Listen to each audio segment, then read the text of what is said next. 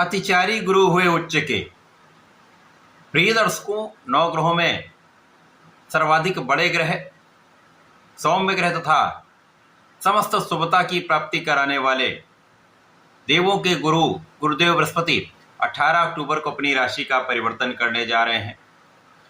वर्तमान समय में मिथुन राशि में इनका गोचर चल रहा है। अब ये 18 अक्टूबर से 5 दिसंबर तक कर्क राशि में रहेंगे। क्योंकि कर्क राशि गुरुदेव बृहस्पति की उच्च राशि है, इस प्रकार से गुरुदेव बृहस्पति का उच्च राशि में प्रवेश हो रहा है।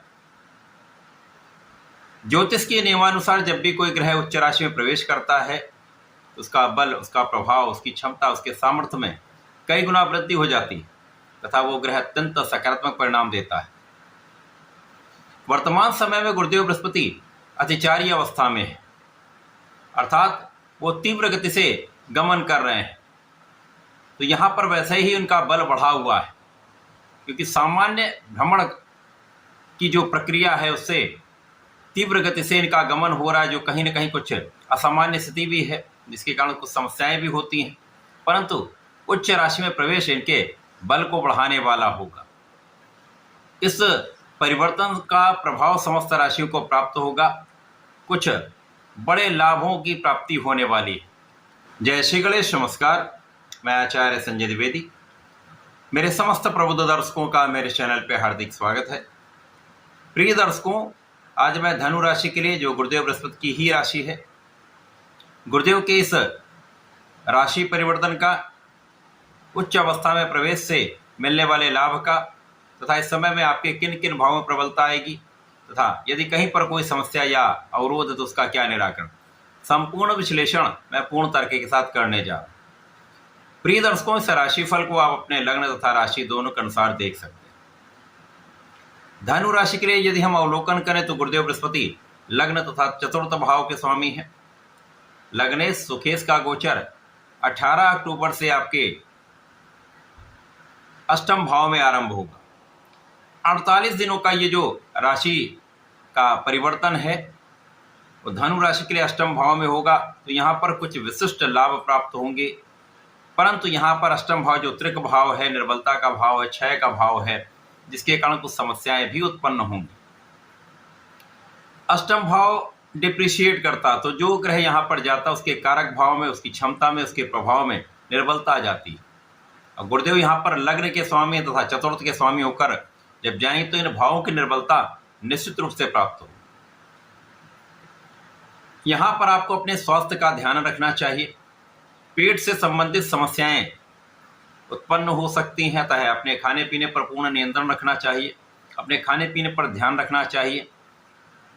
हेल्दी लाइफस्टाइल को अडॉप्ट करिए, भोजन शैली में परिवर्तन करिए। सात्विक भोजन शैली यदि आप उपयोग करेंगे तो समस्याएं कम से कम हों। इस समय में आपकी आयु की रक्षा होगी, निश्चित रूप से यहाँ पर आपकी संपूर्ण सुरक्षा भी होगी। लेकिन ये जो रोगों का प्रभाव है ये जीवन में कुछ तनाव अवश्य उत्पन्न कर सकता है। गुरुदेव का प्रभाव उन लोगों के लिए अत्यंत श्रेष्ठ है, प्रभाव देने वाला जो विदेश में रहकर कार्य करें या विदेश से संबंधित होकर किसी कार्य में है, व्यापार में है, प्रोफेशन में है, बड़े लाभ की स्थिति बन रही। गुरुदेव का प्रभाव यहाँ पर आपको उन्नति भी कराएगा, आपको बड़ा लाभ भी देगा, धन का भी लाभ कराएगा। गुरुदेव की इस उच्च स्थिति में रहने से तथा अतिचारी अवस्था में रहने से आपके धन की स्थिति में तो प्रबलता अवश्य आएगी, धन का लाभ मिलेगा, परंतु धन का संचय उतना नहीं हो पाएगा जितना आप कर सकते हैं या इतना आप एक्सपेक्ट करते हैं। परिवार का सहयोग पूर्ण रूप से आपको प्राप्त होगा, पारिवारिक भाव में वृद्धि होगी, परंतु आपको परिवार के मध्य में आपसी सहयोग देना होगा, कोऑर्डिनेट करना होगा। यदि आप परिवार के साथ सहयोग करके चलते हैं तो समस्याएं भी नहीं होंगी, आपसी सौहार्द भी बढ़ेगा तथा संपूर्ण सहयोग की प्राप्ति हो। गुरुदेव का आपके अष्टम भाव में गोचर आपको आध्यात्मिक बनाने वाला है, आपके आध्यात्मिक गुणों में वृद्धि करने वाला है। आपकी पूजा पाठ में आपका मन लगेगा, विशिष्ट ज्ञान के क्षेत्रों में आपका मन लगेगा, कर्मकांड, अध्यात्म, इस प्रकार के जो विषय हैं इनमें आपका मन भी लगेगा, आपकी रुचि उत्पन्न हो जाएगी।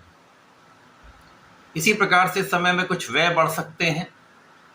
व्यय बढ़ने का कारण आपके सुखों में वृद्धि का भी हो सकता है, क्योंकि इस समय आपके सुख तो निश्चित रूप से बढ़ेंगे। सुख साधन आप बढ़ाने वाले, भूमि भवन वाहन का लाभ आपको प्राप्त होगा, जहां पर आपका कुछ धन भी व्यय होगा।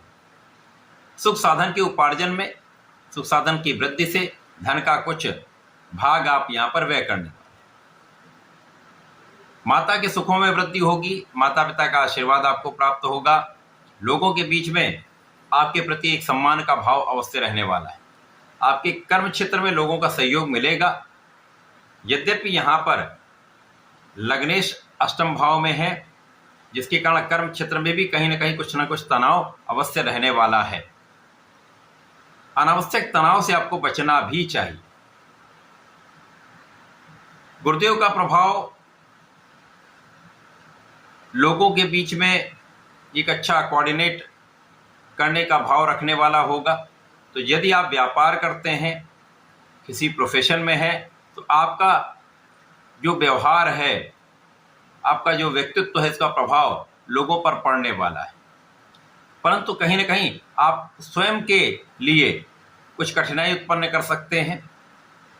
अनावश्यक विचारशीलता या अत्यधिक विचार करना आपके निर्णयों में देरी करा सकता है। विचार करें, सही समय पर करें, सही समय पर निर्णय लेंगे तो वो आपके लिए अत्यधिक लाभदायक होगा। परंतु देरी करने से कहीं पर समस्या भी आ सकती है। सोच विचार कर कार्य करें, विचारशील होकर निर्णय लें तो समस्याएं नहीं आएंगी।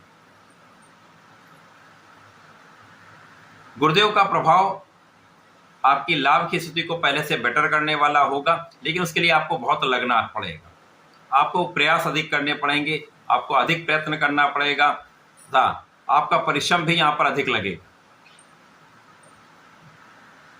आपको अपने काम की सिद्धि के लिए कई बार प्रयास करना पड़ सकता है।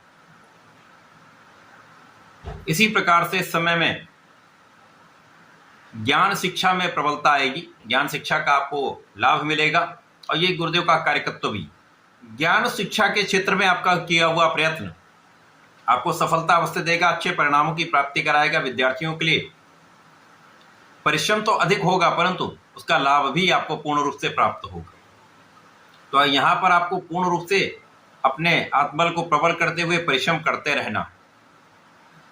संतान के कारण कुछ चिंता हो सकती है, परंतु संतान से अच्छा समाचार आपको प्राप्त होने का योग बन रहा है। तो ये समय गुरुदेव का उच्च राशि में होना कुछ समस्याएं तो देने वाला है। उन समस्याओं के निवारण के लिए आपको नियमित रूप से भगवान संकट मोचन की शरण में रहना चाहिए। संकट नाशन हनुमान चालीसा का पाठ करें तथा हनुमानाष्टक का पाठ करें तो विशेष लाभ मिलेंगे।